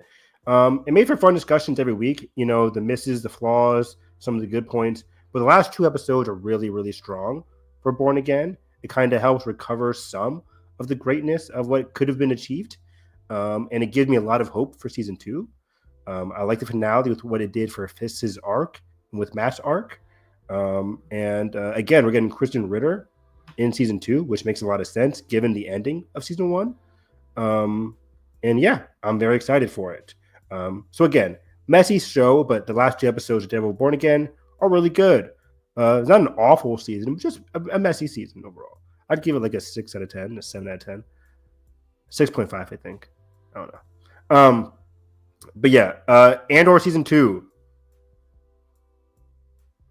This is hard. Is it my favorite show of the year? I do love Last of Us. We'll get to that in a second. I do love Last of Us. But Andor season 2. Holy shit. It's delivering some of the best Star Wars content. Not some of the best, the best.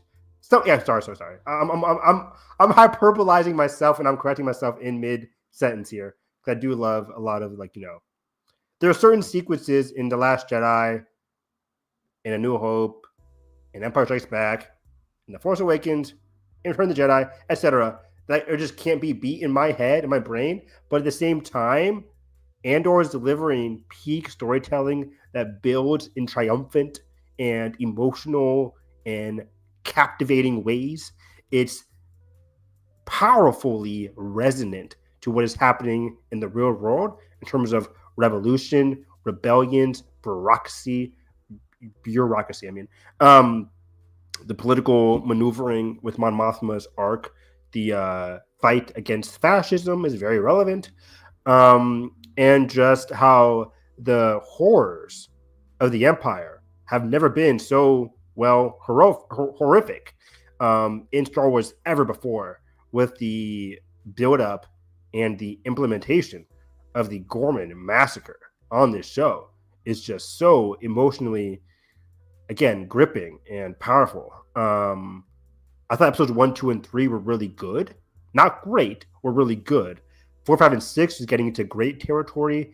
7, 8, and 9 are perfect, incredible television. Actually, I should say perfect, but fantastic television near perfect. Some small, minor flaws. I think the only flaws with these episodes is just the storytelling that we're getting in terms of like every episode, every batch is 3 episodes every year. So episodes 4 and 7, the beginning of each arc, have to do a lot of heavy lifting, talking about what happened within that year. Because Tony Gilroy, the writers, they expertly chose a certain couple of days in Andor's life to capture within that 1 year. So, 1, 2, and 3 are taking place in a couple of days. 1 year later, 4, 5, and 6 are taking place a couple of days. 7, 8, 9 a year after that. So like 7 and 4 had to deal with like what's happening. And my one criticism for last week's episodes was that like the Yavin base was already jump started. And I'm like, oh man, I kind of wanted to see like the origins of the Yavin base. We kind of jump into it with Andor already being there, Luthen not being like the biggest fan of it as we expected. But everything with the Gorman stuff was fascinating. 4, 5, and 6 is an excellent example of like spy intrigue, horrific buildup, awesome Mission Impossible vibes. The way the show is dealing with relationships between Bix and Cassian, Luthen and Clea, Dedra and Cyril and his mom, fascinatingly enough. But yeah, Bix and Cassian really is the heart of this show. You know me, I love romance, and this show is combining the political aspects, the character journeys within how they struggle to maintain and deal with their loving relationships. How do they deal with love? What are you willing to sacrifice? What are you willing to contain as you gear up against an insurmountable force in the Empire? And I think the show is like excelling at conveying the trials and tribulations that these characters are going through. And I think that's expertly shown through Andor's progression from a revolutionary to a rebel leader. And as a leader, there are certain things he has to maintain and or sacrifice. His hopes, his dreams, his desires. And I think that's really well portrayed again in 7, 8, and 9, as he deals with like the his worst fears with the Gorman massacre and how he deals with that, and what his allies need of him, what Bix needs of him, and how that affects him. It's also emotionally powerful and engaging, and again, some of the best TV I have ever seen. 7, 8, and 9. So yeah, I am absolutely loving Andor. I could talk about this for hours.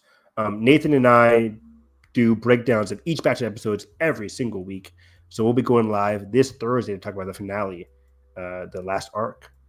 I think the only arc that I've seen this season so far is the first one with I believe it's Andor, trying to escape with the TIE fighter and getting caught in the jungle. He has a TIE like advanced, like this brand new kind of TIE fighter, which is really cool. Yeah, and then Bix dealing with her stuff in the little, cornfields area, and Mon Mothma with the wedding. Really fascinating character work. I just haven't been able to catch up with the show because of school and other things, and also even 3 episodes. Yeah, I do understand the idea behind releasing a full arc of storytelling, especially if there's going to be time jumps. But at the same time, it is a little bit hard. It's making it a little bit hard on the audience, more specifically me, to catch up with the show. So yeah. I told Nathan like, we're not gonna have much hyperspace content after this. We are still gonna watch. I have not been able to watch Tales of the Underworld. I want to absorb Andor in its entirety before diving into Tales of the Underworld. But I want to rewatch Andor season 2 with Nathan so we can discuss it as it goes along week by week. But yeah, because there's certain episodes I would have loved to just sit in like episode 8. Yeah. What happens there? Episode 9, what happens there? But like, it's all very powerful, very great stuff. I think you'll love it. This show just like ramps up perfectly. I think 7, 8, and 9 is the best arc of Andor next to the Narkina 5 prison arc. And even though I think season 1 is more well connected because it doesn't have these year-long gaps, I think season 2 has higher highs than season 1. Given especially the last arc, and we'll see how it ends. I am nervous about tonight in terms of how it leads into it, how it concludes itself. I was talking about this with my dad and my brother. Everybody's saying like how it concludes and ties into Rogue One directly. You're going to think about Rogue One differently now. That's cool and all. I'm still not a fan of Rogue One at all. But like it went from a 2 to 2.5. Yay. But I am nervous. Like hopefully it doesn't just end with him going to Kafrene, the Rings of Kafrene, which is the first scene of Andor where he shoots the messenger. The first scene of Rogue One where he shoots the guy on the mining planet, Rings of Kafrene. I love TV shows that have a good conclusion, and I'm curious to see how this concludes, especially with what happened in the latest arc. I want something to happen that I don't think is going to happen, but I trust Tony Gilroy in the process, so I can't wait to watch the finale tonight from 9 to 11, 9 to 12, whatever. But that's Andor again, up there for my favorite show of the year, right next to The Last of Us. Might have to leave in a bit spooky. Yeah, we can go for another 15 minutes. So let's just talk about The Last of Us. That's my last thing. So we're all good here. I'm really loving it, man. I love so much to talk about. 15 minutes. Okay. This is like this is like in Big Brother. It's like final speeches, go. Performance is out the way first. Bella Ramsey is excellent. She is phenomenal. I think she's capturing Ellie's grief, Ellie's loving nature very well. I love her anger. I really felt for her in episode 2. I think episode 2 is one of my favorite episodes of The Last of Us and of the year in general. I really, really, really appreciated what episode 2 had to do in terms of like dealing with the big spoiler. So spoiler for Last of Us Last of Us season 2. I don't want to spoil part 2 for people managing to watch this podcast. I'm not going to spoil the game, but I'm just going to say I really did love episode 2 with Ellie and the loss. Spoilers for the show. The loss of Joel. We lost Joel Miller in episode 2. I like what they did. Guess what, guys? It's different, but different doesn't mean bad for me. I liked what they did here, contrary to the game, which is much more somber and singular in its execution. I liked what they did here with Abby's arrival and Joel's gnarly execution here. Arguably more brutal than the game, give or take. Just physically beating him with punches was very interesting. Stabbing him through the neck, leaving that as like a end all was really just haunting. And I think what season 2 is doing very well, maybe more so than the game, which I do. Again, the game is my favorite games of all time. So I'm not, these criticisms for the game don't come like, out of like disdain for the game. But a lot of hate, a lot of interesting conversation has happened in terms of Abby's motivation. Is the show? I've heard a lot about people saying the show doesn't trust the writers, don't trust the audience or whatever. But I think it's coming from a lot of people who have played the game, who are not understanding that the show has to deliver something for a specific season. And I've come around on something. I've been talking to Nathan about it. I think, we all know. I'm going all over the place with my thoughts here. Sorry, but like we all know, like the ending of Last of Us Part 2. There's a certain flashback that we get with a certain bench, with a certain scene between Joel and Ellie. You know what I'm talking about, Edgar? I've been saying before the season came out that I hope they save that for the end of the show. I am changing my tune. I think we get that scene between Joel and Ellie next week in the flashback episode. And I know people are going to be angry, but I think that will work for this specific season. Why? Because that scene that I love is my favorite scene of the entire franchise. I love that scene. But if we are to get that resolution between Joel and Ellie in 2028 or 2027, it'll lose all impact. Because contrary to the game, which you can play over the weekend, maybe a week, it'll lose focus. I think the focus of this season is the choice that Joel made.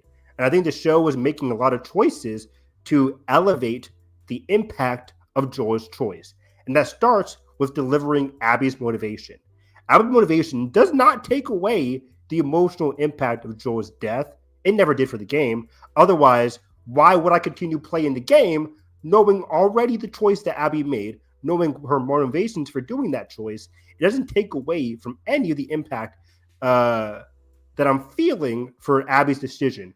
Arguably, knowing Abby's motivation makes it even more engaging because I understand what she's going through, but I still hate her for doing it. I still root for Ellie to kill her in this moment, and I'm still, engaged with Ellie's quest for revenge, and I'm engaged with what happened next for Abby, who achieved her revenge. So I'm really cool with that motivation angle.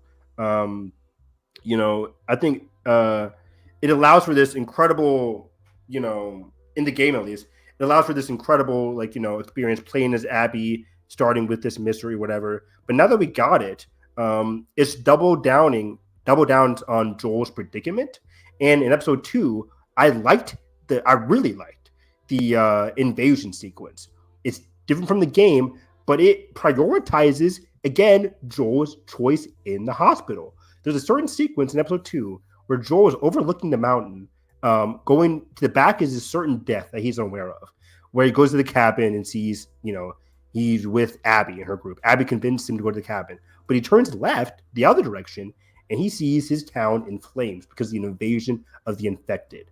Something that could have maybe been stopped by Joel saving the world instead of saving his daughter, Ellie. It comes with episode 2 really nails down two decisions or two impacts of Joel's choice with sacrificing the need for a cure versus the love for his daughter. That then turns into Abby's quest for revenge, as well as dooming the world. And we see an aspect of dooming the world with that whole invasion sequence, which I thought was a really thrilling battle sequence on par with what we see in shows like House of the Dragon, I would argue. Maybe more so than some of the sequences in House of the Dragon, to be honest. So yeah, I love Caitlin Deaver's portrayal there. I love Ellie and Dina overall this season. Production design has been through. Have you seen the latest episode 5? The production design of the Spores, phenomenal. I love that. The theater, Seattle in general, is very immersive. So yeah, sorry, I'm rambling. So yeah, I've really liked a lot of this stuff. The character relationships in general, I think, are very strong. Especially Ellie and Dina, they're the heart of this season for me. I think the show, the show is filled with a lot of really great performances.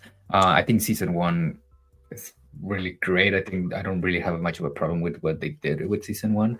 A lot of the changes that they implemented to season 1, I thought they were great. Like the stuff with with Bill. I think some of the best TV of that year, if not the best. But I don't really mind the changes that they've done so far, and on paper, I don't really mind the changes that they've done with season 2 so far. But for me, I don't know if it's the show, if it's just me that I've on this weird state of just being drained, just in terms of energy, whatever. And when it finally comes to sitting down with the show, it kind of almost feels like a chore. But for one reason or another, and it really did hit me with episode 2 with the whole Joel situation, I'm just not feeling the emotion that I'm supposed to be feeling. And again, I don't know if it's the show, if it's me, or if it's just a little bit of both of me knowing what's going to happen, which I wouldn't really credit it to that, because I know things that were going to happen in season 1 and they still hit me.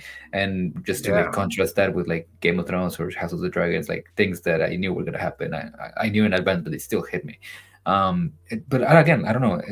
With season 2, I just haven't felt any of the big emotional moments of the season so far.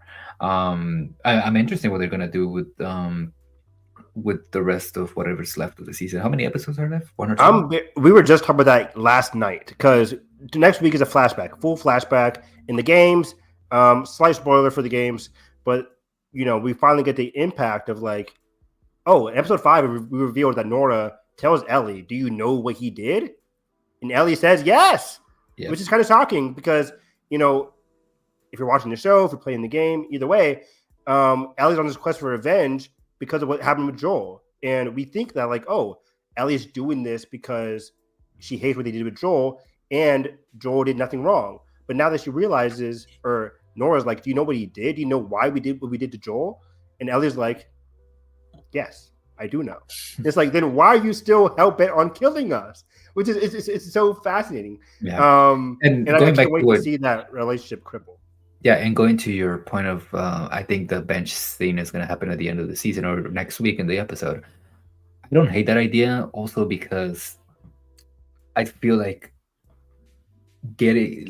letting the audience see that moment, that reconciliation between the two by the end of this season is going to sell the arc of Ellie of being blinded by revenge.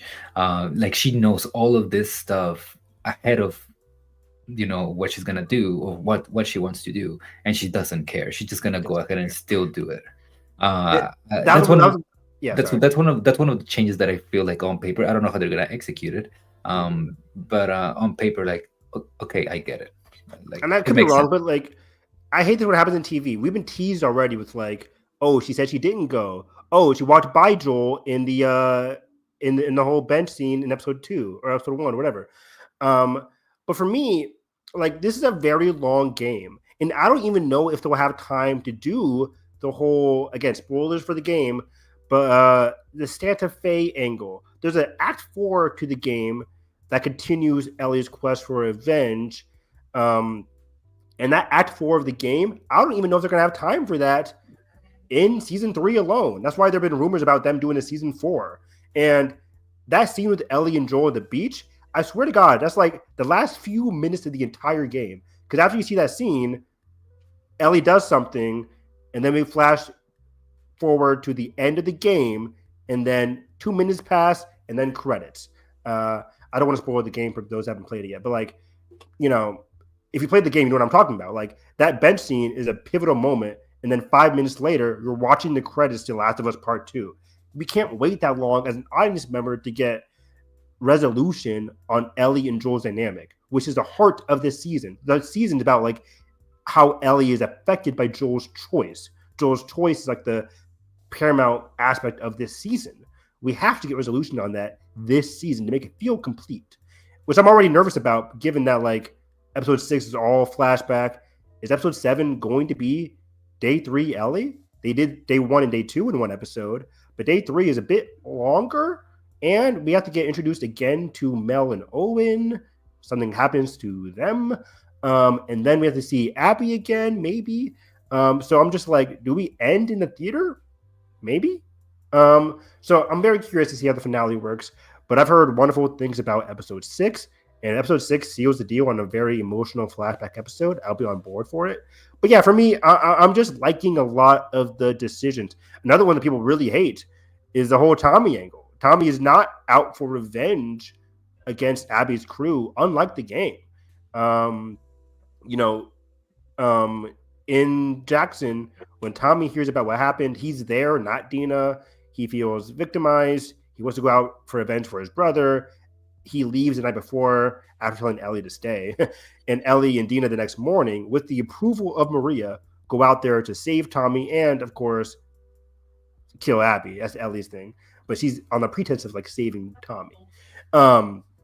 In the show though, I like that Tommy. I don't mind. I would have perfectly been fine with Tommy having the same role as he does in the game.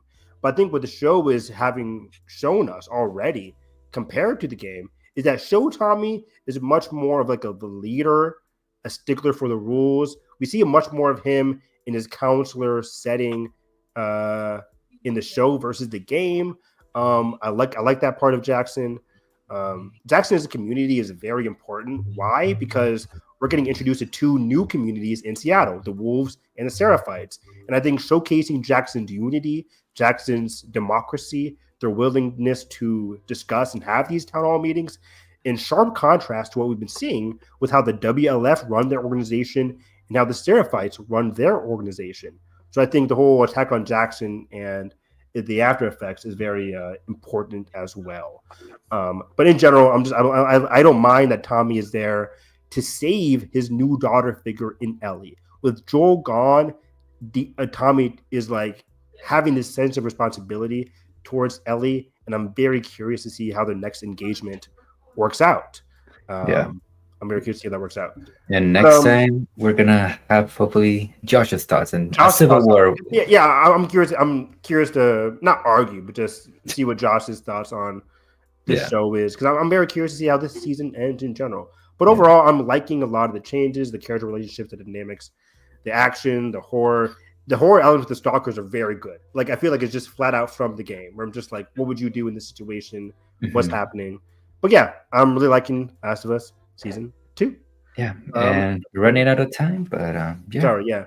So yeah, find me on Twitter, Harris EV9. Watching The Last of Us, watching Andor, watching a lot of great shows. So again, find me there, Harris EV9.